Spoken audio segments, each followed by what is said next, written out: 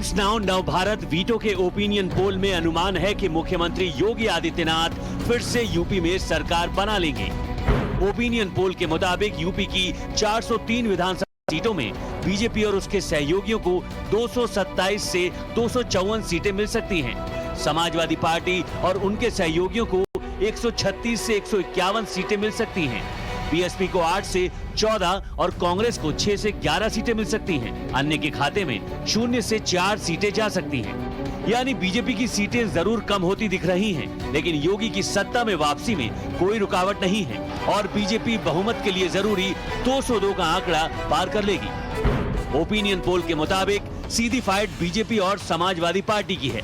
BJP और उसके सहयोगियों को जहां 39.4% वोट मिलने का अनुमान है, वहीं समाजवादी पार्टी गठबंधन को 34.6% वोट मिल सकते हैं। बीएसपी को 12.9% और कांग्रेस को 6.9% वोट मिलने का अनुमान है। अन्य के खाते में 6.1% वोट जा सकते हैं। यानी बीजेपी और समाजवादी पार्टी की चुनावी फाइट में मायावती की बीएसपी के लिए और यूपी में प्रियंका गांधी के जोर लगाने के बावजूद कांग्रेस के लिए कोई जगह बचती नहीं दिख रही है। ओपिनियन पोल के मुताबिक योगी आदित्यनाथ को 53.4% लोग सीएम के चेहरे के तौर पर पसंद करते हैं।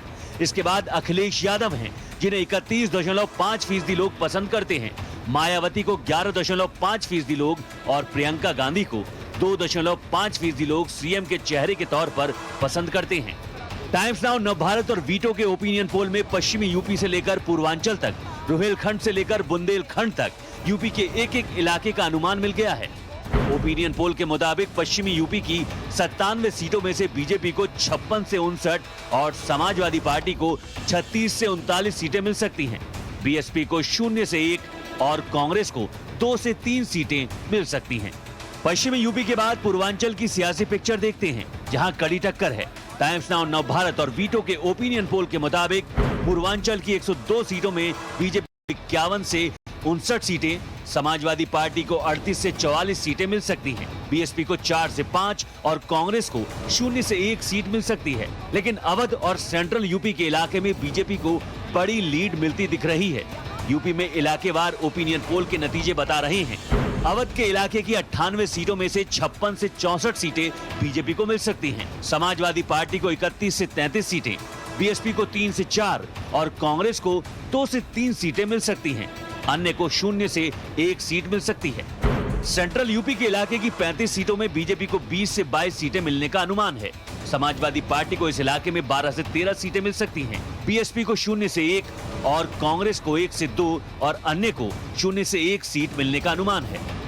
बुंदेलखंड में एक तरफा मामला दिख रहा है।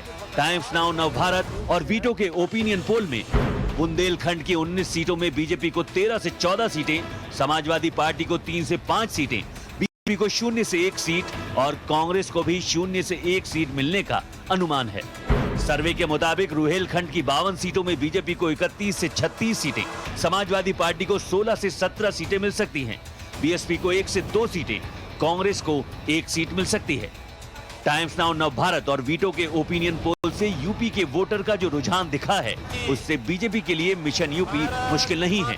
अभी की स्थिति में बीजेपी यूपी में विपक्ष से बहुत आगे दिख रही है। Bureau report, times now Navbharat. बहुत बहुत धन्यवाद देता हूं।